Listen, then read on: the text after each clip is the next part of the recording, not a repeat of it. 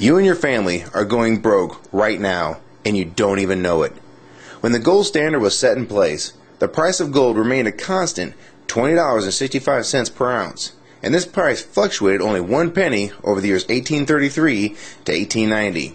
That means that for 57 years, the US dollar was literally as good as gold. And that's how the United States currency was designed to be from the very beginning. The Constitution states that our currency was meant to be only gold and silver, to prevent exactly what's happening to the US dollar right now. From the years 1891 to 1930, the price of gold per ounce was still very stable. The low was $20.58 per ounce, and the high was $21.32. And this means that between the years of 1833 to 1930, for a total of 97 years, the price of gold changed in US dollars only 74 cents from top to bottom. Interestingly enough, the price of gold hit an all-time low during the Depression year of 1931.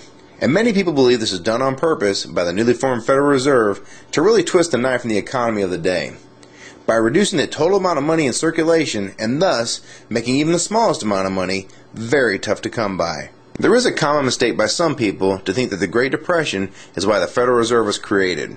The truth is the Federal Reserve was in fact created in 1913, and this is well before the Great Depression. Since the Fed's creation, we've been slowly going off the gold standard, until finally, on August 15, 1971, President Nixon, one of the worst presidents in our country's short history, announced that the United States would no longer redeem U.S. currency for gold.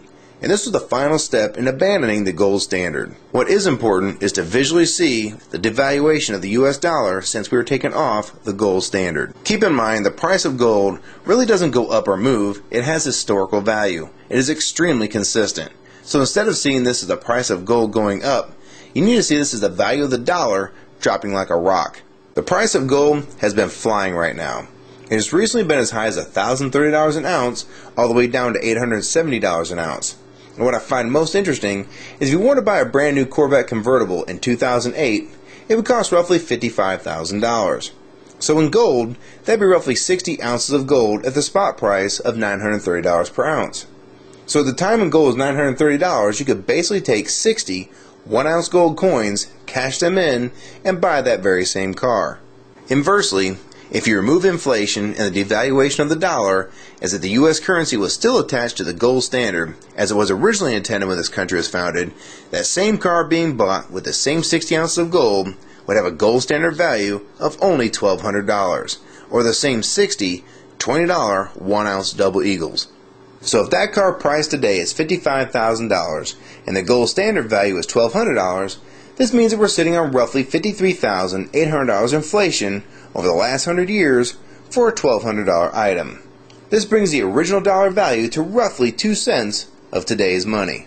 I'm sure this is pretty tough to imagine, and some people can't handle this concept and will try and blow it off as incorrect. The fact is, this is what's really going on with our currency. Don't believe me? Try this one. Back in 1964 and earlier, a quarter would buy you roughly a gallon of gas. This is because the quarters made in 1964 and earlier were made of 90% silver and 10% copper. So the spot price of silver being $17.20 an ounce, this makes that quarter's actual value $3.11. So you can see that same 1964 quarter will still buy you roughly a gallon of gas today. And in case you're wondering, it takes about 5.5 silver quarters to make up a full ounce of silver. This is a fact. The price of gold may fluctuate with the value of the dollar. This doesn't change the fact that precious metals such as gold and silver have maintained their value throughout time. And the only thing that changes is the value of the currencies that are not tied to gold and silver. This is what the Founding Fathers warned us about and tried to prevent from happening with the Constitution. What people need to understand is that the excess printing of the United States currency is just another tax on the American people. It takes the value of the dollars that they have and makes them worth less in the long run.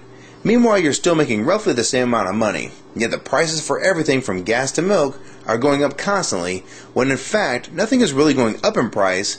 It's the dollar's actual value that's been dropping and not prices going up. I can't emphasize this enough.